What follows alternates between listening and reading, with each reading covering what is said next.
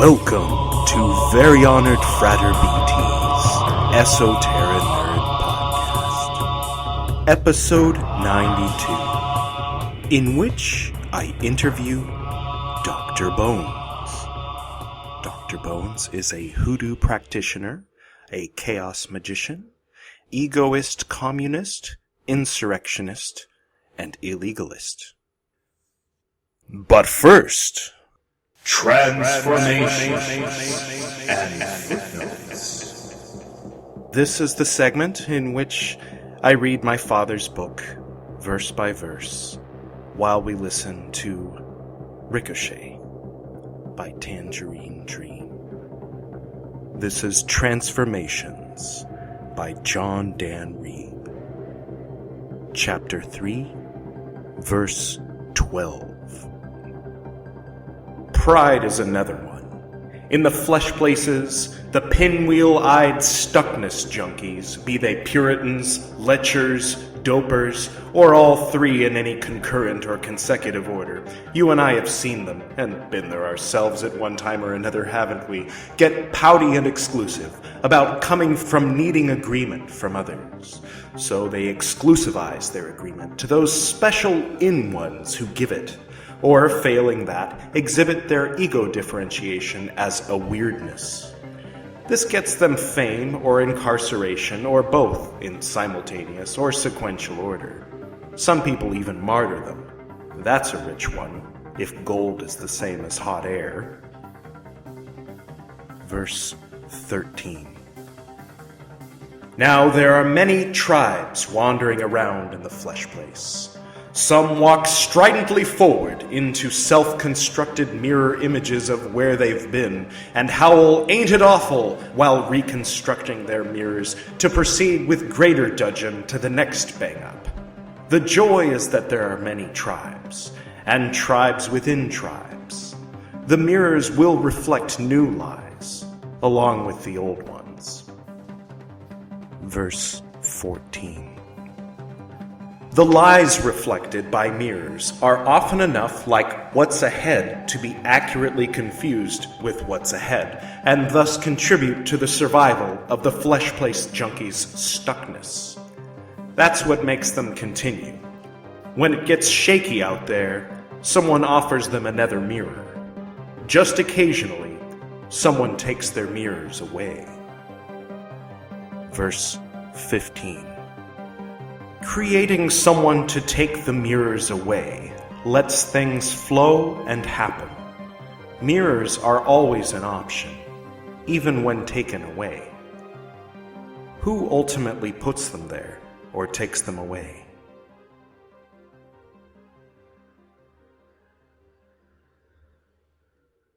Let's get to that interview, shall we?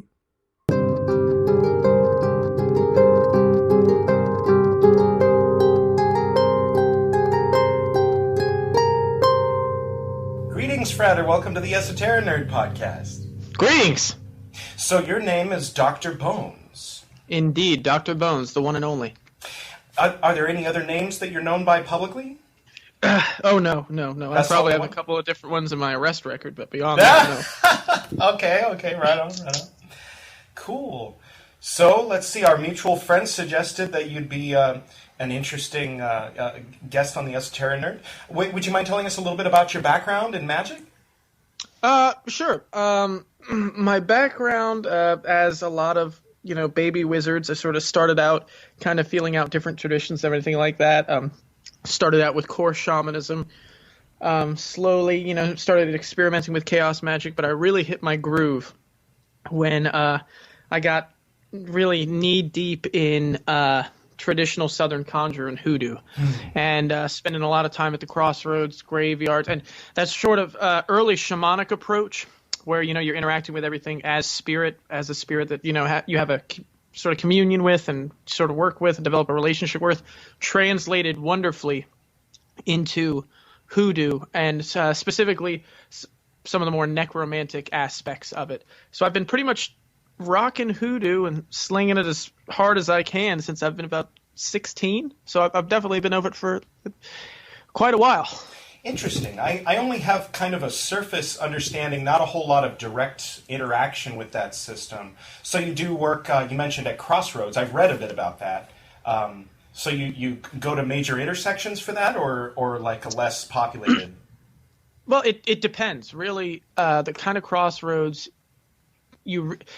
theoretically, you can do it anywhere. You know, you might use a crossroads to dispose of ritual remains. In Hoodoo, as soon as a magic is done, it's not really done because the candle wax, you know, the ash, everything that's left is still sort of in limbo, still working. So depending on where you put that, it can affect the work. So, you know, if you want sort of the ritual to spread out, you might just put it at any old intersection. But if you really want to get like good, strong crossroads magic, you have to like find the right picturesque one. It's got to be just the right blend of dark, you know, it's got to have it just has to sort of speak to you on a spiritual level. The one I frequent is by it's an intersection, you know, it's a not well traveled one.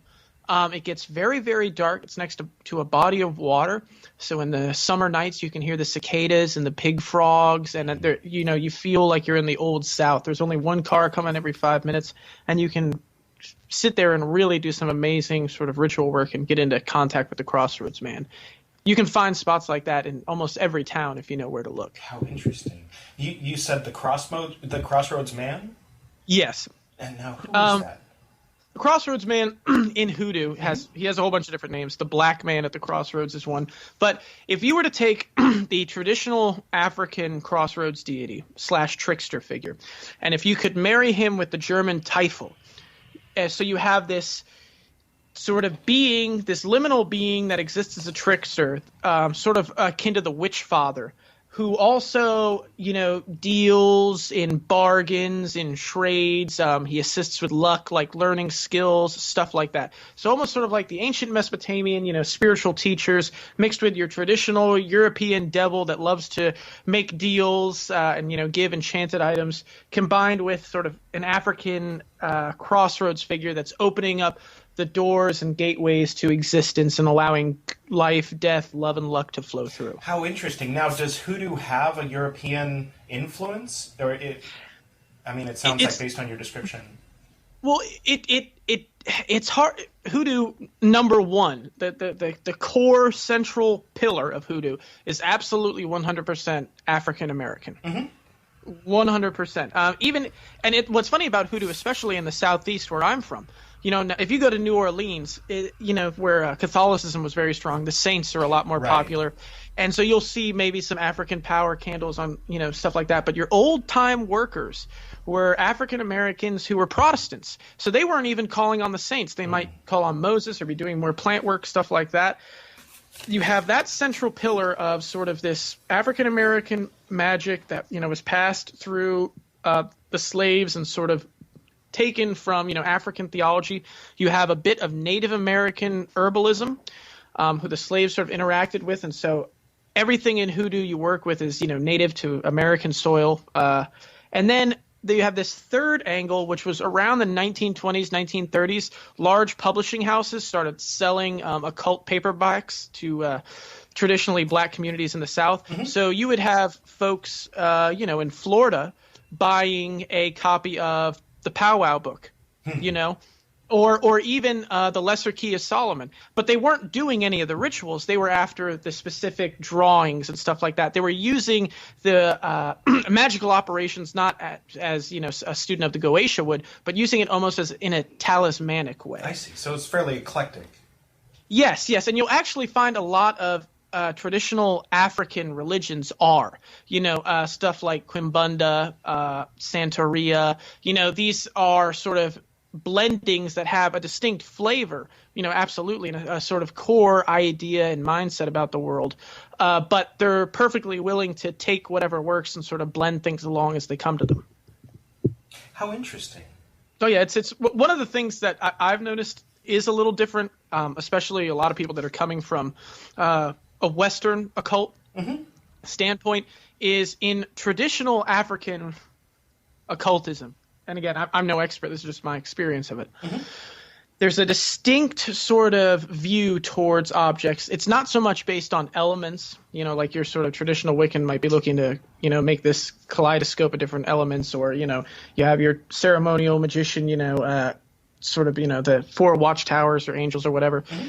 In Hoodoo, the idea is you have these objects and you have these spirits, and you can either sweeten them, you can sour them, you can heat them, or you can cool them. And so let's say I'm doing something for luck, right? I'm working with a client for luck. I want to get the work moving. I want to get it jumping. So what I can do is add cinnamon. Cinnamon is good for luck. It's good for drawing money, and it sort of adds a light heating element. In like Quimbunda, they would talk about how the spirits of the dead that surround that magical item are actually being heated up and sort of made to work. Mm-hmm. Whereas, if I was to add something like cayenne pepper, well, that's like way too. Now I'm getting to the point of like singeing the flesh. Right. So now instead of anything that's lucky, it's turning to a hurtful item. And so in these African religions, there's sort of almost like an unspoken language of like, you could take a Santero, you could take a Hoodoo worker, you could take, someone who's, practicing Quimbunda. And we would all understand that when we're presenting a glass of water to a spirit, it's to sort of calm and soothe the spirit. The plants that we may use may differ, but if I could taste it and, detect a peppery taste, I'd be like, oh, okay, I know this is, maybe a confusion work, definitely a malefic one. This isn't to heal anybody. Mm-hmm. Or, so there's this interesting sort of, not necessarily flavor profile, but a sort of like different approach to influencing material ingredients. I haven't seen any sort of Western occult sort of talk about like sweetening things or souring certainly not souring a spirit of the Goetia to get something done or an archangel or anything like that. This kind of reminds me a little bit of The Cosmic Serpent by Jeremy Narby. You had mentioned something about psychedelics. He was talking about going to Peru and talking to the shaman there, and the shaman explaining that over generations of drinking ayahuasca and communing with the plants, that eventually you just know. You can look at the plant and you know what it does. And it's things that, if it looks like an ear, it's probably good for your ear. If it looks like a brain, it's probably good for your brain. Like things that are kind of intuitive are that way because that's nature communicating with itself. I don't know if there's a relationship between what you're describing and that, or if they're... Well, I think so, because it goes into, if you're taking, if you have a woman that you love and you just can't get her to come around, if you put, her name and all sorts of different herbs and stuff in a jar of honey, there's an instant connection, sweetening. You're sweetening her to you, Yeah. Just the same as if you hate your boss, or you could, shove his name in a jar full of, dead animals, pure rotten vinegar, and, feces. And there's instantly, okay, all these things are just absolutely god awful, and I'm putting a piece of him in here. And then if you wanted to get a spirit involved with that, you could, serve him super hot, spicy rum, and that's something that's really going to make the spirit get agitated and hyper. And so you're sort of like playing these sort of modalities of spirit based on sort of, a sort of kinetic response to them, if that makes sense. Yeah. So, you mentioned something about the hurricane. Are you safe right now? I mean, I guess. I mean, as safe as we're going to be. I mean, I'm not in South Florida. I mean, good. Yeah, those people are kind of fucked. I mean, like, man. If I was in South Florida, I would evacuate. And I mean, it takes a lot for me to evacuate, but no, I'm good where I'm at. Yeah. I have no worries. So as far as necromancy, I'm curious, do you work with specific, like people that you knew while they were alive? Or how does the necromancy work? I mean, it's just outside of what I've practiced. Well, when I say, it's almost more like a folk necromancy. Okay. In Hoodoo, there's a sort of very simple necromancy of going to a graveyard, finding a spirit that is sort of in lieu with the kind of work you're looking to do. Often people go for soldiers. Why soldiers? They spent a majority of their life obeying commands. So the idea is that they're fairly easy, and they're kind of willing to fight. So you go into a cemetery, you sort of pay your way into the spirits there. You state aloud what you're looking for, and an experienced reader will suddenly feel a pull towards somewhere. or you'll have a relationship with the spirit already, perhaps. And you'll find a spirit there. You'll explain your case, what you need him to do. And rather than in the traditional Western, focus of, maybe, you summon this spirit at home and, do whatever and send him out to, attack or learn things. In Hoodoo, what you do is you would pay the spirit with maybe some whiskey, some cigarettes, what have you, and you would take the graveyard dirt and you'd pay with a dime as well. You take that graveyard dirt home and you can add that to a traditional like hexing candle or a souring jar, and now you're getting the physical presence of the spirit you've made a bargain with involved. So now that spirit has a direct link and can begin influencing your enemy. Or you can make a doll to sort of house that spirit if you're working with them over a long period of time. All sorts of stuff. But I have a couple of spirits that I work with. There's one in my local cemetery that's particularly interesting. He's a guy who somehow fought in the Spanish-American War, the Boxer Rebellion, and World War I, and survived all of them. So he's a really tenacious, just scrappy guy, doesn't care about anything, just loves to fight. He's a huge fan of alcohol. He's a little hard to sort of control. Like specific objectives he's not really good with, but if you send him on a general, hey, just start ruining things over here, he gets the picture pretty easily, which is always a kind of good spirit to have around. Interesting. I can't help but, since I'm coming from a Buddhist background, I can't help but wonder how, like, the relationships that we establish, in that way, perhaps while we're alive, how that continues forward. Like, is there an end game? Is there, or is that just outside of consideration? Well, in the Caribbean, in sort of African traditional religions that have like spread throughout the Caribbean, there's this. It's sort of commingled with a movement out of France called Spiritism. Allan Kardec and all that. So the idea is that both of you are sort of working for your elevation. Right? So when I'm going to the cemetery and I'm employing a spirit and he's helping, the idea is often in a more Kardec-influenced practitioner, you'd say, I'm going to pray for you, I'm going to help elevate your spirit.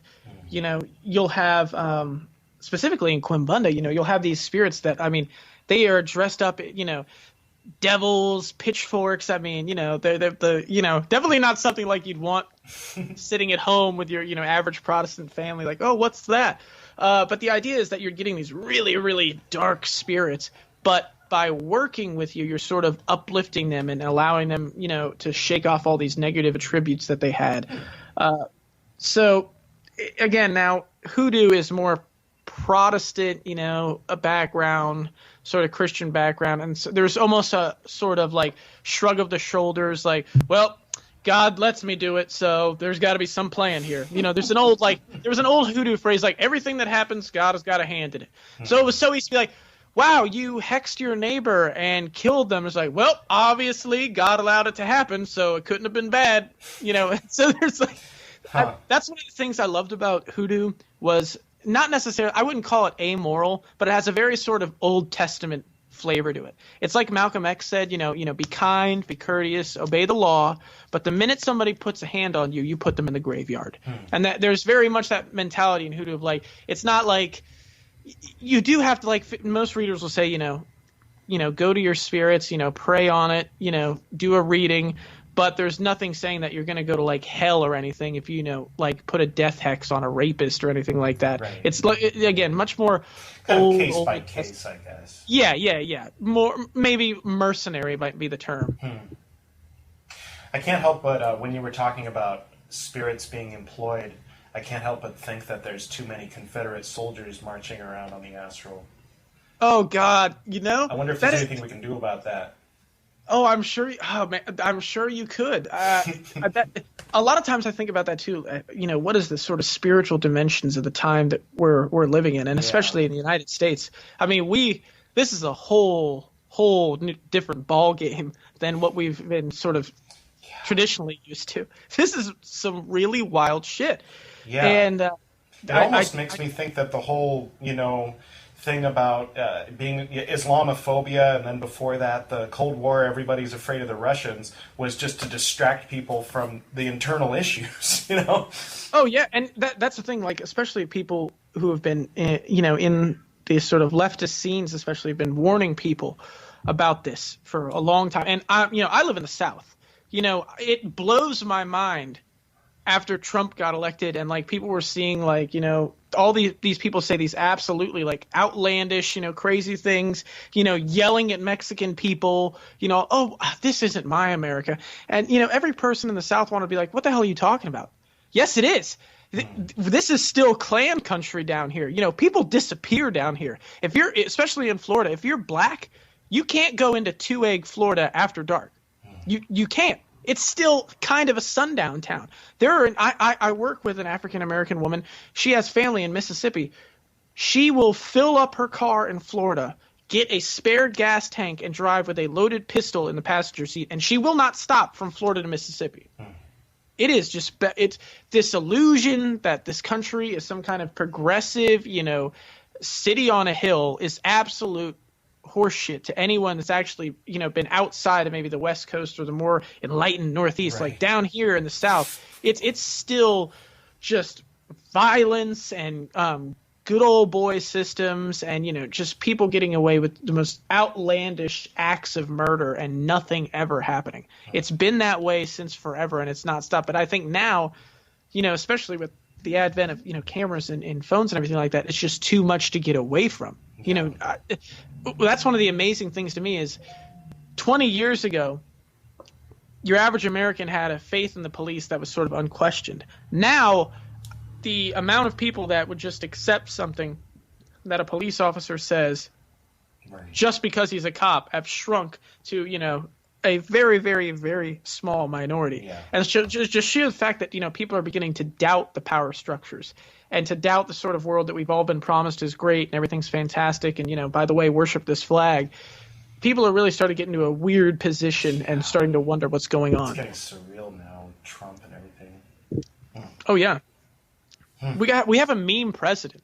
You know what I mean? Like, think about like the president of the United States shared a meme on his personal Twitter account of him body slamming CNN. Like we have slipped into a like comic book of the Invisibles, or maybe we're all trapped in a novel of like Cosmic Trigger. Like somewhere along the line, this reality is broken down, and it's just getting stranger and stranger. Yeah. Have you seen the Juggalo March that's supposed to happen? No, I haven't. All right, let me paint the picture for you here, okay? I'll use my magical writer abilities to sort of give you a visual here. Washington, D.C., an alt-right protest is leading the way. Swastikas and cries for white nationalism fill the air. All of a sudden, out of the corner of your eye, rush clowns, face-painted clowns from the inner depths of America, blaring what they refer to as horrorcore rap. Juggalos by the millions, by the thousands, all rushing towards the alt-right. Oh yeah, man, it's going to be just imagine that, like, out of a tear gas cloud arises a man in clown face paint to do battle with a Nazi. Like, yeah, that's a good idea. It's an acid trip. It really is. Yeah, that's a good idea. Yeah, I mean, because it's a paradox when you're talking about like because the people that are the most outraged, I mean, not the most outraged, but people that are kind of peace-loving, forward-thinking, grew up on Sesame Street, like have kind of morals and want to see a world where we can all kind of share in abundance, what we have. These people aren't gonna arm themselves and march. I mean, they're generally not. I mean, there's it takes a certain temperament to be, a pacifist that'll fight Nazis. It's weird. Oh, yeah. It's such a strange thing. Well, and I think also, and we have to admit the fact that this isn't just by accident. With the creation of COINTELPRO and everything like that, and the United States government knew it had a potential disaster on its hands in the 1960s, so it made sure to eliminate as much as it could all this sort of militant activity. And support it. And it's actually interesting because there's been a lot of evidence of like sort of weird backdoors with the CIA and a lot of like early New Age gurus. And also at the same time, what they called the Jesus Revolution, like towards the tail end of the 60s, I believe it was, where you had this sudden spring out of nowhere about how conservatism was so great and, you know, oh man, we love Jesus and all this good stuff. And, you know, you had kids even be called like Jesus freaks, quote unquote. But I think, you know, especially to go to that point, it is interesting that, you know, you do have this whole subsection of the United States that, as you said, are these forward-thinking people. When you meet these people in your everyday life, they're great people. Yeah. They share. They're kind. They're the best kind of neighbor. Thoughtful. You know, they're going to bake you. They're going to hold hands and ohm with you. And, you know, on any day of the week, that's great. But those people, their entire existence has also basically been protected by this huge wall of militarism that has funded death squads in Nicaragua, that overthrew the government of Grenada, right. That is, you know, sold arms and weapons to every two-bit dictator that could kill as many of his people as possible. Yeah. There's all these mountains of bloodshed that have made this ring where this, you know, sort of quasi-peace has existed. And I think now you look at it, you know, you have many of these sort of because a lot of these people are sort of liberal Democrats, you know, traditionally they seem to sort of vote that way. And they're really having a hard time accepting the reality where not paying attention to a Nazi isn't enough. And again, especially as someone who lives in the South, you know, for us down here, it's never been like that because you can't just ignore the Klan. You know what I mean? It's very... and what's so funny to me is especially all these people that you're describing, these peace-loving, it's primarily a sort of white phenomenon where you have these sort of white liberals who, of course, find it very easy to say, well, you know, if you just be very calm around police officers, they won't bother you. That's very good. That works for you. Yeah. If you're driving a 2016 I learned to stop telling my cop stories. People are like, "Oh, lucky you." Yes. Yeah, I totally let me get away with it. I was obviously on acid. Yeah, exactly. It's like it's just, you know, for a lot of people they've gotten away with it, or they, you know, have these experiences and they think that it's, you know, the norm. When you've got people, meanwhile, you know, you've got a 12-year-old kid playing in a park and a cop pulls up and shoots him in 2 seconds. Yeah. You know, and then the whole world is wondering why. Or, you know, I've noticed that when I'm walking with someone who they profile and I'm like not used to, you know, a big, tall, bald cop just glaring like at me or at the person right next to me, I'm like, dude, I can see you, you know, like, what are you doing, you know? And then, you know, we hear things about, like, I don't know if it was during Occupy or before Occupy, but there was a lot of cops being hired from the South that, yeah, I don't know if this is true, but I mean, there's just things I've heard.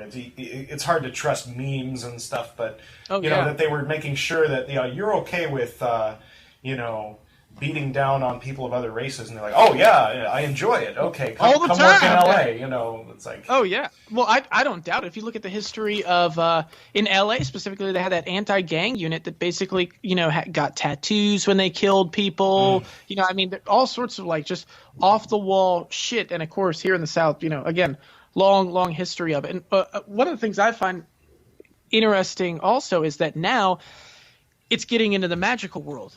And now that sort of question of, you know, there was that frog thing. Yeah, oh, Pepe, but the 4chan discovered, you know, meme Chaos magic. Yeah.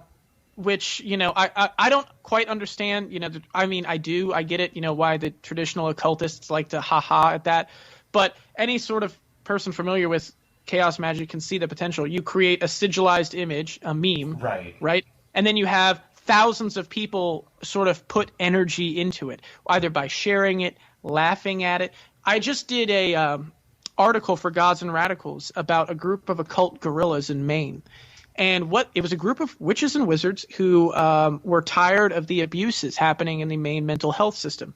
And they did this campaign, a sort of combination of straight up magic, underground organizing, and above ground sort of enchantments to really get the ball rolling on exposing some of the abuses in Maine.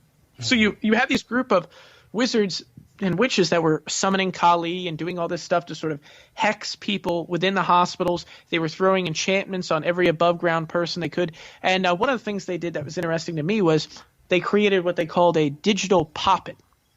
And so they made this Facebook page for this woman, Mary Mayhew, who was the head of the sort of health services there. And they did it in a ritualistic fashion. And so they would make this woman say the most, gross caricatures of her beliefs, and people would believe it was her. This page was getting more activity than her, and all sorts of just crazy stuff happened. And then a couple of weeks after they ended that operation, the U.S. government did a audit of the main mental health system, and it blew the doors open to how much just insane abuse had been happening. So that's something that's going on. You have a lot of sort of magical orders, sort of weirdly getting near the alt-right. You've got a big split in paganism right now. Where are people falling politically? I think, again, I'm not super old or anything, but I can't think of another time where the occult world and the magical world has beginning to get so political. Even the wizards and witches are starting to pick sides. I remember in the early 90s, when the internet was coming around, pretty much the alt groups were the only place where you found occultists, alt magic, and politics didn't really come up much, but I guess what it was is there weren't that many occultists communicating or online, or if they were just communicating about very specific things. And now it's sort of nuanced, where the people that have been online and openly occultists for a long time all kind of vaguely know who each other are. And then so you end up, noticing that, oh my God, that whole order over there is really doing magic to protect Trump from these witches over here that are attacking him. Like, are you freaking serious? It's gross. Oh yeah. But nobody even knew who those people were back then in the 90s, so it's kind of, they've had their political opinions, but only their friends knew about them because it was just a different time. Oh yeah, but I think also we're really starting to get into we're starting to see a sort of gradual deployment of magical technology into the political sphere. You again had the whole 4chan during the election. I know of quite a few leftists who are beginning. I wrote a whole book on it. Yeah. Well, marketing. I mean, Edward Bernays style marketing, propaganda, and all of that stuff. I mean, magic, propaganda. It's kind of like where does one end and the other one begin? If you have a symbol or a phrase that gets stuck in people's head, you could call it good marketing, you could call it neurolinguistic programming, you could call it chaos magic, a meme. Oh yeah, but now we're getting to the point where people are putting squares of Mars and Molotovs. This is now we're going beyond mere sort of programming to outright invoking deities to be involved in protests and things like that. I had someone send me a message. They had used a protection recipe of mine that I mentioned in my book, Curse Your Boss, Hex the State, Take Back the World. Mm-hmm. They used this protection recipe, and they actually went to Charlottesville. And it was basically a sort of tea that was made of all sorts of roots and stuff like that, and then you put bandanas in it, and you asperge each other, and you wear the bandanas. And she wrote me, I've never done any magic before. I've never been interested in any occultism. I like your articles. I wanted to try it. We went to Charlottesville. My friend was 2 inches away from that car. And she honestly believes that your protection recipe helped save her. The minute we used it, we felt something. We don't know what we felt. I just want to say thank you. And I've actually had quite a few other anarchists ask for all sorts of different stuff. So, I mean, right now in the streets of America, where there are these political confrontations, out there in the sidelines, you have a group of protesters that are invoking deities, that are sort of rubbing law keep away oil on them. So I mean, like the war is getting weirder and weirder by the minute. And then meanwhile, you have these weird evangelicals invoking the name of Jesus and rolling their eyes back and putting their hands on Trump. So it's very strange. Isn't that magic, though? I always thought that was magic, too. Yeah. If Jesus is just another spirit. And a lot of Christianity, to me, specifically how it plays out in America, to me, it's almost indistinguishable from like a Norse paganism. You know, you've got this big it's not comfy feely Jesus, you know, that likes to hold hands and give money. It's big warrior Jesus with an M16 that blesses American troops and drinks beer. Yeah, exactly. You know, it's all the Book of Revelations, and it's all like waiting for your neighbor to get sent to hell so you can laugh about how great you are. Yeah. It's a very sort of old school religion to me that has almost nothing to do with anything Jesus talked about, let alone any sort of Gnostic principles or anything like that. So, but yeah, I saw the other day, it was this woman, had set up this altar, okay, with an American flag as the sort of thing draping over it, and some kind of like horn that I guess was in the Bible where you like blow out of it. Chauffeur. Yeah. Not the person who drives the limo, but yeah. Shofar or something. Yeah. So she's got this American flag as an altar. She's got this horn, and then she's got like a Bible, and then she's got a sword. And I'm looking at it, I'm thinking like, this woman is straight up crossed into like the occult field and just dressed it in nationalism and Jesus. Yeah. You know, it's indistinguishable. For a while, these new dominionists, this group in DC that were trying to spread this sort of, you know, Christian theocracy, these people were praying that God give people cancer. You know, and so especially as occultists, you know, we like to laugh at like the evangelicals and stuff like that, but at a certain point, magic is magic. Yeah. You get enough people praying to a deity that clearly doesn't give a shit about, you know, who he gives cancer. Yeah, it's like, you got it, cancer on the way. You know what I mean? Like, so the occult warfare has definitely been carrying on for a while. Yeah. Something about Kali Yuga. Oh, yeah. Well, I don't know. For me, I think it's, you know, par for the course. I think this specific plane of existence that we reside in is a never-ending place of strife and conflict, because that's what it is. The spirit world, at least in my experience, is a place of permanence. You know, Thor, Legba, these beings are always what they are. You know what I mean? Like, there's never going to be a day that Thor becomes something other than Thor. You know, there's no chance for dynamic change. These personalities can have great depth to them, you know, but Aaron Samdi is never going to be a clean-cut guy who's just going to try to get his life together. You know, he's always going to be this, you know, lewd, you know, death figure. He's always going to be that. Here in the material world, it seems like change is the principal factor, a sort of amoral change in that it can go any way. And so you have these sort of entities and everything like that swarming all over it to try to influence the world as best they can. And, you know, I've often wondered if maybe that's something that spirits and things get out of it. It's like, you ever wonder, I think it was Gordon White that raised this question. It's like, why are spirits so interested in sacrifices? You know, it's like, clearly it can't be nutritional value, because then every grocery store would just be like loaded with gods and goddesses just chilling around their favorite produce or whatever. There's something in the act of giving an offering that is valued by the spirits. My theory, my personal theory is, one, there's some kind of etheric or spiritual or, you know, energetic, whatever you want to call it, exchange that goes on when we declare the passage of ownership. So let's say you have a bottle on a table. You know, a spirit has a hard time necessarily making that bottle, quote unquote, his, or freely acting Doesn't upon have a it. credit card, can't go to the liquor store.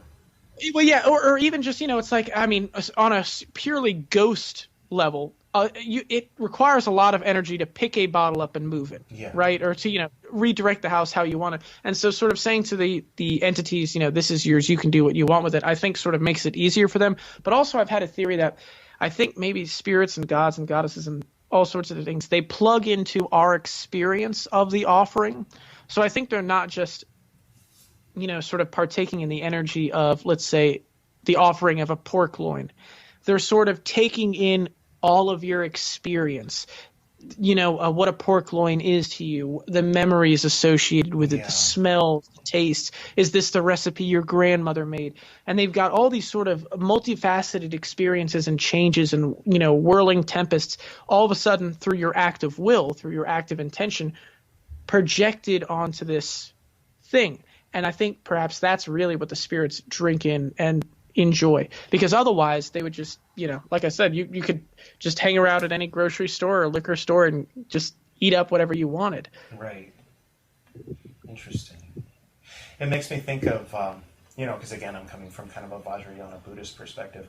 In Tibetan Buddhism, Padmasambhava, the one who brought Vajrayana over there, was talking about how even the gods, one day their wells dry up, and after millennia their names are forgotten, and then they pass on also to their next level. But then he talks about the hungry ghosts. I mean, it's not just him, it's the other sutras, but it makes me think of our addictions, and how if somebody, for example, is addicted to cigarettes.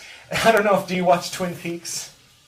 Oh, no, okay, no, but I've no heard spoilers. good things. I won't do any spoilers, but let's say if somebody's addicted to cigarettes, then they're on the other side.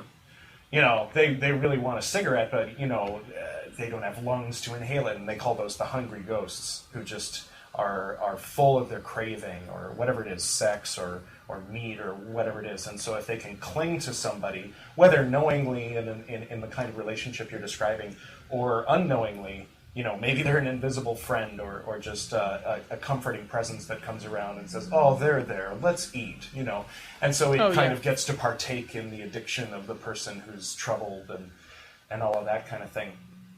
So it's interesting. Like it seems like approaching those relationships consciously is at least a step toward being free of them.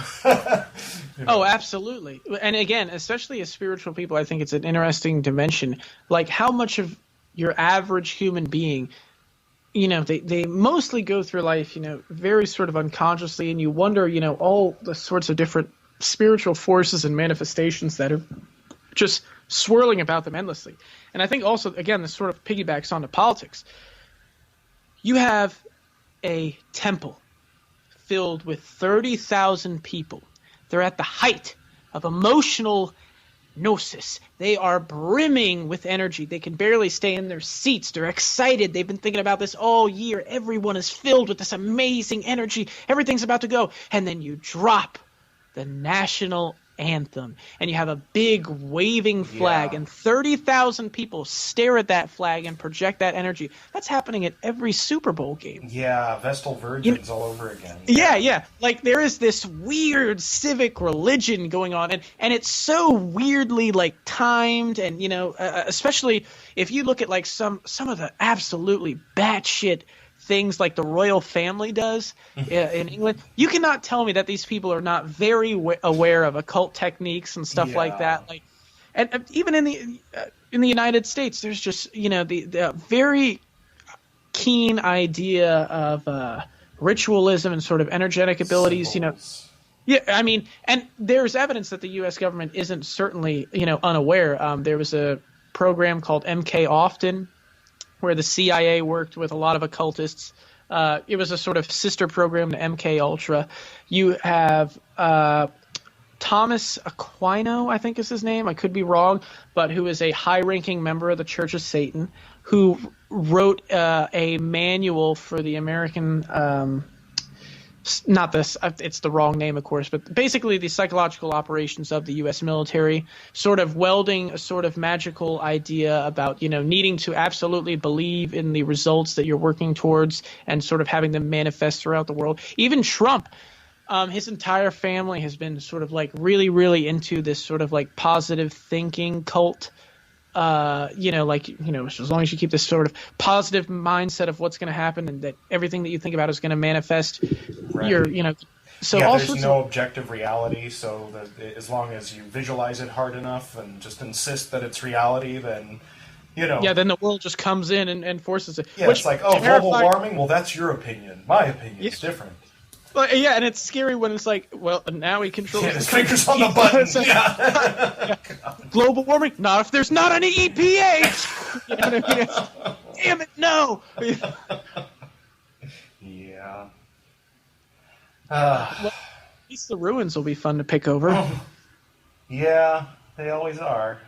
I really do think that, I think a long time, well, not a long time ago, but last year I read an interesting doctoral thesis on like how the Sunni and Shiite split happened in Iraq, and it was fascinating because originally there wasn't.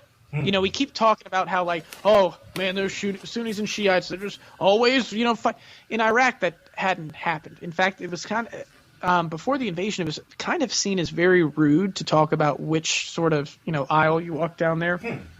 And it all started when American generals, to sign any sort of government document, you had to declare what sort of, if you were a Sunni or Shiite, which was weird because, you know, it was something, oh, I've never sort of, you know, thought that's kind of odd. And again, you know, I'm sure the American government knew exactly what they were doing. Divide and conquer. So exactly. So these people started talking about it and needing to talk about it and do everything. And like there's sort of, you know, this sort of consciousness started arising, which was a legitimate, you know, the Shiites did have an absolutely, you know, a long list of, you know, egregiousness. But the Sunni people weren't necessarily aware that they had sort of been ruling over or pushing aside the Shiites in public life. And so as these two had sort of began having these different narratives. You know, you had the Shiites that had this narrative that finally we are free from our oppressor, and you had the Sunnis saying, well, wait, we're not oppressors. No. There wasn't any oppression, which is interesting because you have that same argument happening in the United States where, you know, you have the alt-right, oh, no. White people are great. We've never done anything wrong. Christopher Columbus was a great guy. You all are the bad problem. You know, and you have the, you know, the whole rest of the country. It's like, actually, white supremacy is a real thing. You know, American prisons are slave camps. Like, there's a whole history here. And so you have this sort of split in the Iraqi population based on ethnic lines or religious lines. And it had this weird narrative going on behind it. Well, eventually it got worse and worse and worse until the two sort of sides became more bitter enemies than they were with the American troops. So they were more interested in killing each other, and it just sort of fractured the country and you know, split it apart. You see the same sort of thing in Yugoslavia, which again, 100% a targeted effort. Yugoslavia was a multi-ethnic, large, powerful socialist nation. It had the, I believe, either the largest or the second largest army on the European continent. Yugoslavia had weathered all the, you know, horrible things that the Soviet Union could never adapt to, and the economy was good. People were literally starting to identify themselves not as Croats or Serbians, but as Yugoslavs. They were becoming a sort of multi-ethnic unified state. And then the United States military and the high sort of ranking deep state within the United States started fomenting ethnic unrest and creating all these divisions and complications until finally it just broke open. And when I look out at the political situation in the United States, I see a huge split. And it's not a split that can just be talked over anymore. You know? I mean, we're reaching the point where the two sort of sides are living in alternate realities. They don't read the same news. They don't acknowledge the same history. They might as well be living on two different planets. Yeah. You know, and again, as a person in the South, you see the same thing with the Confederate flag. There are plenty of people in the South, dumb as they are, that honest to God think there's nothing wrong with the Confederate flag. They just think it's a Southern thing, and that's it. And so to them, anytime you do anything to the Confederate flag, you're attacking their existence as a Southerner. Yeah. You know, meanwhile, everyone else absolutely, you know, acknowledges the horrors of slavery and says this is a bad thing. This has got to go. Two different sides living in two totally different worlds, and they're so far apart that it's to create this dialogue is almost impossible. And especially when you get to the extreme ends, when you have a group of people saying, actually, our lives matter more than you. We have we support white nationalism. We do this, that, and the other. You know, how do you have a conversation with that person that says your life isn't as valuable? That says they're going to back the cops no matter what, that Trayvon Martin deserved this, that, or the other. You know, these people are living in sort of alternate dimensions. No way of communication is going to get a hold of them. Yeah. Fun times. Yeah. What's it like to be a Buddhist through all this. Especially, you're based in the United States, right? Yeah. So you're in the thick of it. Like how I mean, certainly, man, the whole suffering thing is definitely ratcheting up. So how do you keep emotionally detached from what could potentially be the next American Civil War? Well, I guess that's not too hard. Looking at I guess the short answer to that would be looking more at a geologic timescale, and like you said, picking through ruins, kind of like, approaching it like Doctor Who, kind of like a socio-anthropological time traveling, dimension hopping tourist, and acknowledging the inevitability of one's death and that kind of thing. I don't know. There's all the different various rings. I don't know if I'm speaking on behalf of Buddhism or just speaking as myself, but there's kind of what's going on with me personally and the people right around me, and then families, and then my local, Los Angeles, and then there's the country, and then there's the world, and then then it kind of pops and goes out into space and things like that. So I don't know. I mean, I've always been Buddhist, so it's not like I read Dharma bums and decided to smoke pot and not care. It's not that form of Buddhism. My dad was born in Shanghai, China, and kind of culturally identified with Chinese Buddhism and eventually Tibetan Buddhism. So I kind of grew up practicing a form of Tibetan mantra and using bells and that kind of thing, and approaching things from, like you said, the concept that the wheel of life and death is needless suffering, and that the way out of the really deep suffering is to not cling, to not what they translated as desire, which isn't necessarily. I think clinging and grasping are good terms. It's kind of like that idea of addiction. In a Vajrayana Buddhist sense, clinging to separate self is the ultimate, leads to hell, basically, leads to the hell realms. And the most extreme form of that is to become a god and then be worshipped for thousands of years, and then eventually, your wells dry up, and then you have to behold your own disintegration. So we're taught to emulate Avalokiteshvara, or the being of the embodiment of great compassion. Have you seen The Golden Child? Eddie Murphy? That's a good movie. The Dalai Lama, in his own lineage, is considered the embodiment of Avalokiteshvara, but the next lineage over, they're like, oh well, yeah, that's his lineage.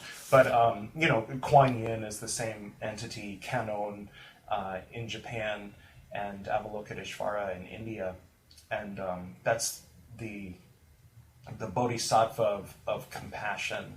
So it's compassion, but not pity, is what my dad's teacher would say. That pity is more where you feel pain, like where, for example, if you're looking at Jesus on the cross, you can feel compassion for one who has to go through the suffering, and you can even feel compassion for the people who are chanting crucify him, because on a transcendental level you can see kind of the processes that they're going through and the inevitable suffering that will result from that. But to feel pity in a certain context is to go, ouch, oh, that must hurt, oh gee, and then there's kind of like I consider like a wrong interpretation of Christianity where you heap guilt on top of that, where you say it's your fault that he's hurting. Look what you did to him. Yeah, imagine the pain in your own wrist, imagine it in your own feet. It's your fault he's doing that. And that's not helping. That's just traumatizing people at a very young age, often. And so I don't know. What I guess I went far afield from the original question. As a Buddhist, how do I deal with Nazis? I don't know. They're outside of my jurisdiction, I guess. As a Buddhist, our swastika's good. They fucked it up. In Bhutan, swastika is a girl's name. That's where I'm headed in a couple months. So this is my girlfriend. You know what? Don't worry about it. Yeah.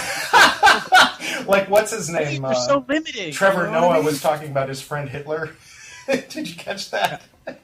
Because he's from South Africa, so he had to explain that, the British were the occupiers, and so when they heard that there was this person who was rising up that the British didn't like, they were like, wow, if they can upset the British, then I want to name my child after this great leader. And so he's like, so I have a friend named Hitler. That's his first name. That's what we call him, and never thought it was strange until I came to America and I said my friend Hitler, and everybody looked at me weird.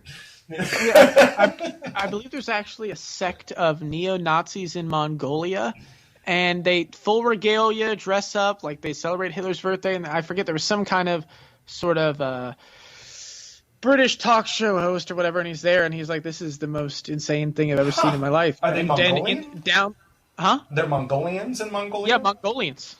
Like in the capital of Mongolia, they're driving down in full Nazi regalia with pictures of Adolf Hitler. Like, how weird. Just like ecstatic.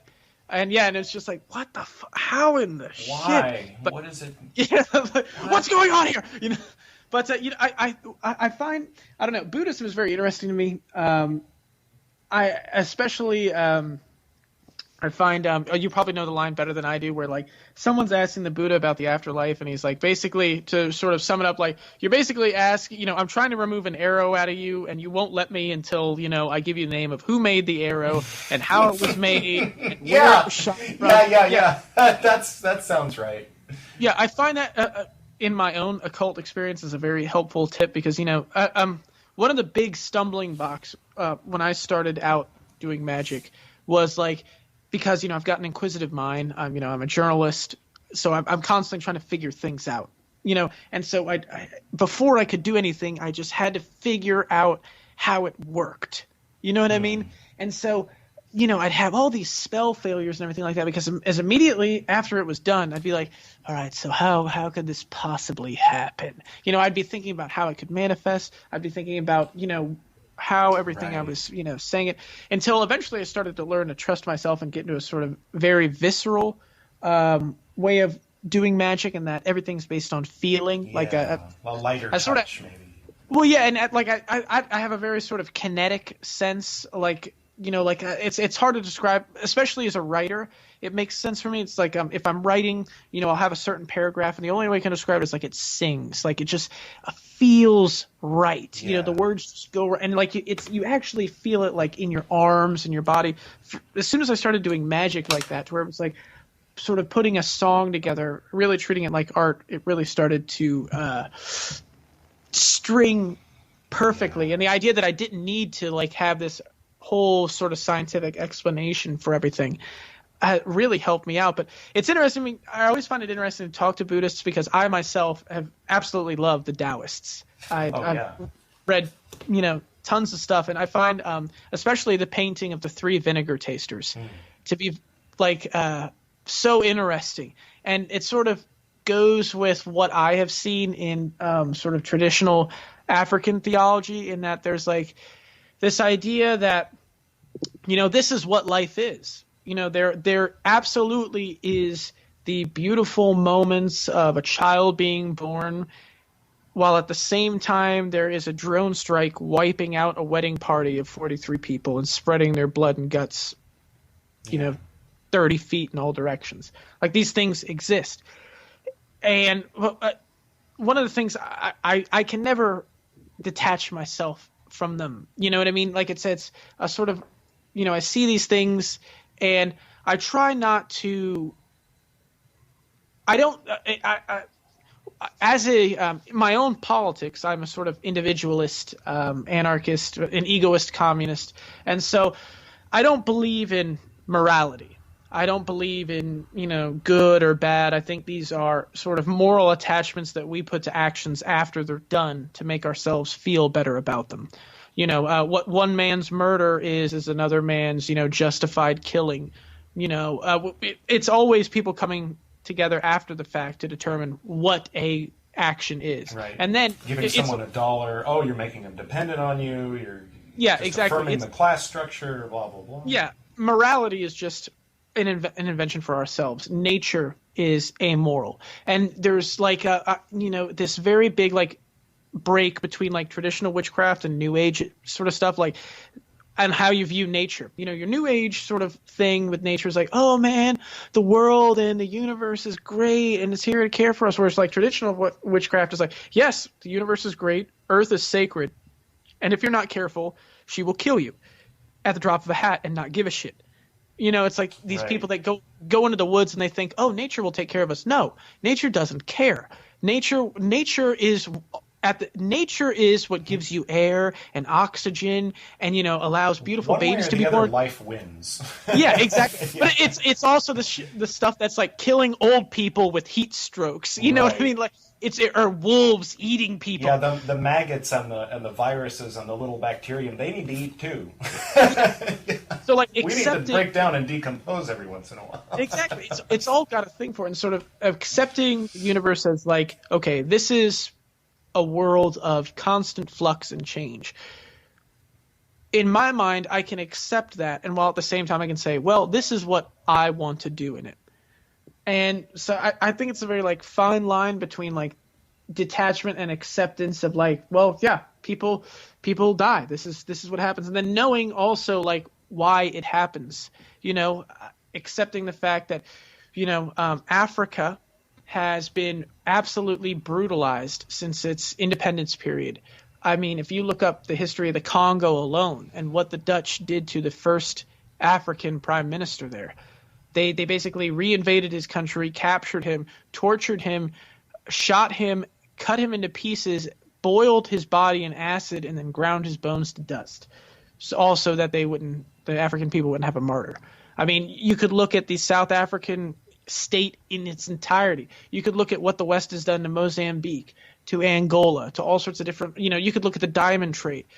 When you look, and you have to acknowledge the fact that global capitalism has been built upon an entire continent and group of people regulated to a slave status and daily exploited.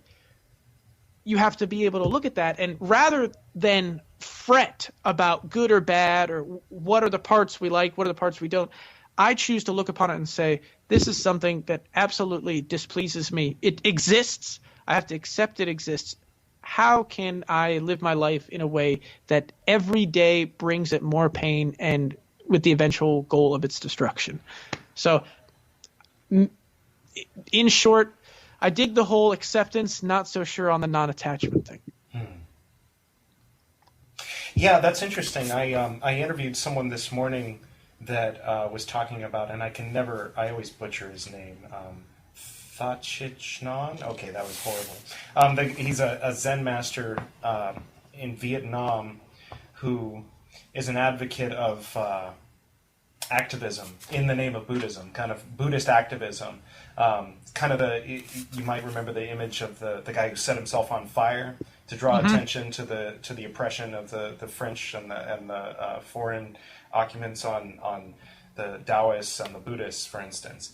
So it's kind of I think that maybe there's burners that are using Buddhist terminology that would say that you shouldn't try to help the world, but yeah, that's kind of misguided. I don't know if they would be speaking for I mean, like the actual lamas and the actual, from what I've observed of what people are talking about, they're not talking about we should be space cadets and forget about the world. Yeah, they're talking about, okay, we need to like bring, because clearly the world is sick.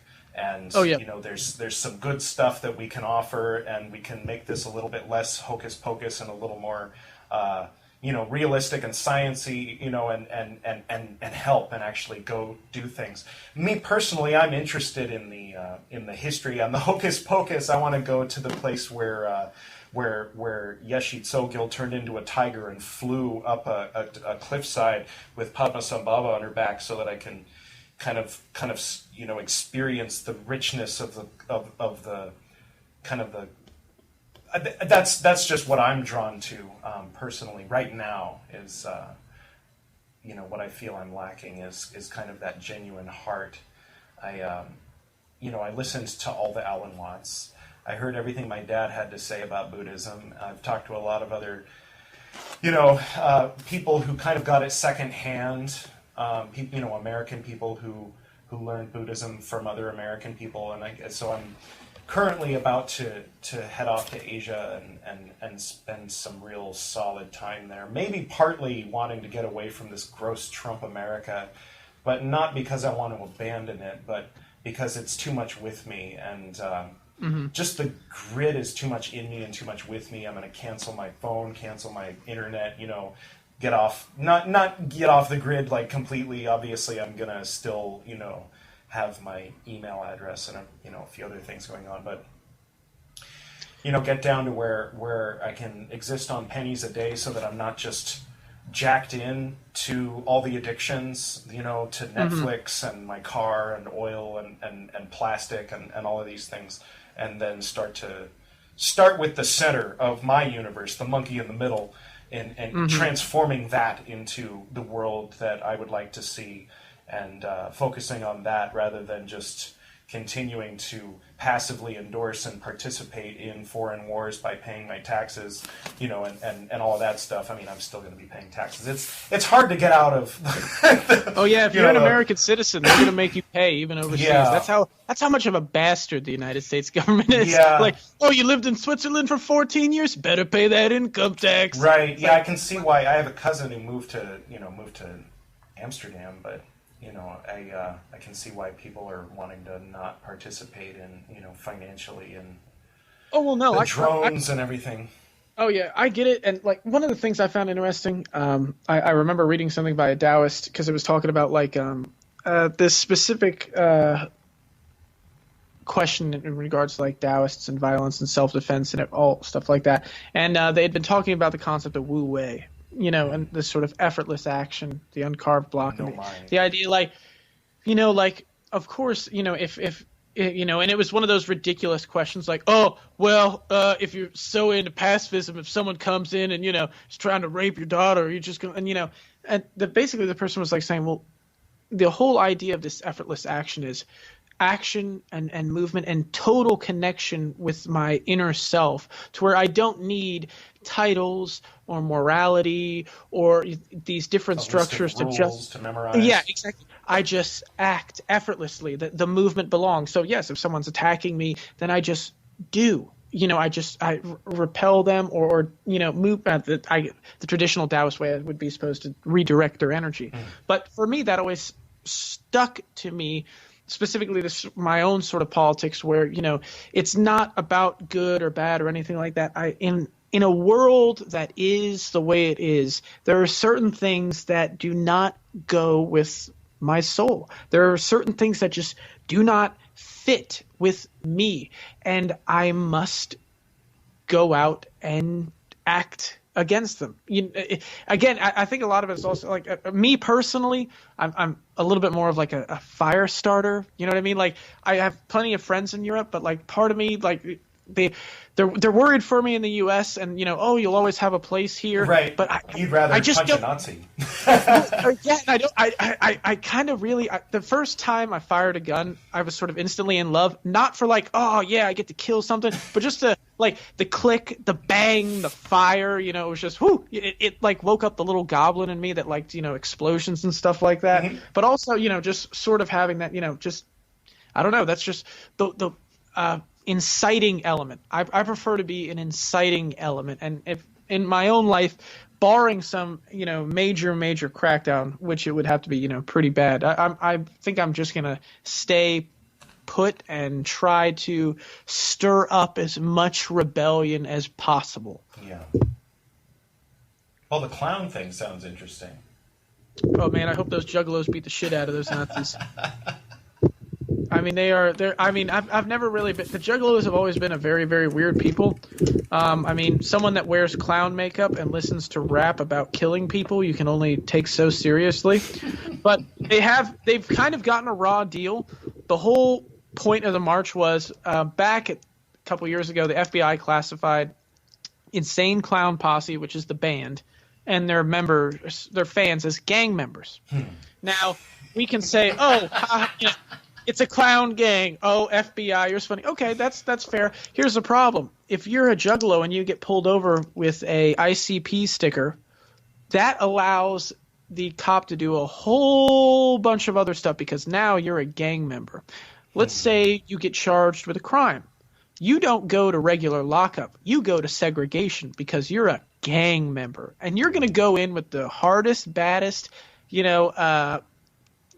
crazy prison Nazis, MS-13, Bloods and Crips. You're going to be there. Why? Because you're a gang member. It can bar you from jobs. It can get you on the felon list super easy. It's going to go in your court documents. It's something a prosecutor could use against you. Do you acknowledge that you are a fan of ICP? Oh, yes, I do. Oh, well, let the record show. Can you explain this to me? I'm not sure. Oh, did you know that this is, gang memorabilia, Your Honor? It can have a very, very bad effect on them. So they're basically going to D.C. to march against them being labeled a gang. Now, as the gods would have it, it just so happens that the alt-right is planning a march the same day. So as a group of people who enjoy rap music, they do not take particularly to white nationalists. So the hope is that we get to see a whole bunch of clowns rapping about just absolute mayhem and violence go toe to toe with just some scumbag Nazis. And I mean, hopefully it's a bloodbath. So it's not planned. It's just kind of projected. There have been some rumblings. Apparently, there have been some arguments between the two over Twitter now. I mean, it's little things, and I mean, I guess they're going to be within close proximity of one another. And I mean, as these things go, I mean, you can only put a group of clowns next to a group of Nazis. I mean, at some point, they're going to have to start communicating or fighting. You know what I mean? They're not just going to politely ignore one another. In fact, I guess ICP, the band that's these people enjoy, did a whole bunch of songs about how the Confederate flag sucks and all that. I'm sure those will be on wide display. So again, that's just sort of the mad person desiring as much instability and chaos to the system as I can. Right on. Well, are there any closing thoughts before you mentioned that you had a book out? What was the name of that book? Yes. The book is put out by godsandradicals.org. If any folks here are leftists or pagans or occultists and, sort of like that sort of thing, definitely check out the articles there. But it's published through them. It's called Curse Your Boss, Hex the State, Take Back the World. It's a sort of anarchist insurrectionist theory combined with a spell book for the up-and-coming rioter or someone who doesn't like their landlord or the police or what have you. So if you really want to get your magical means into class warfare, you'll definitely enjoy it, and I highly, highly recommend it. Sounds good. Well, thank you very much for being our guest on the Esoterinerd podcast tonight. It has been a pleasure, good sir. Enjoy your time in Asia. Thank you very much. We'll be in touch. Will do. Bye. Bye.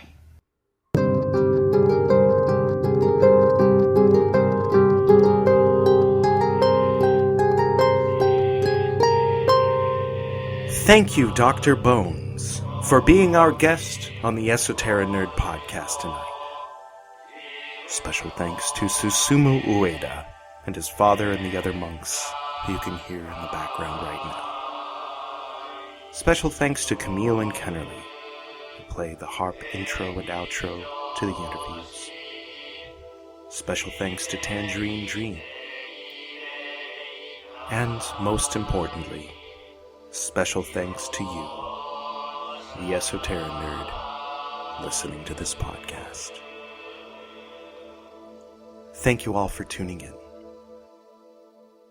Spokojnej noche.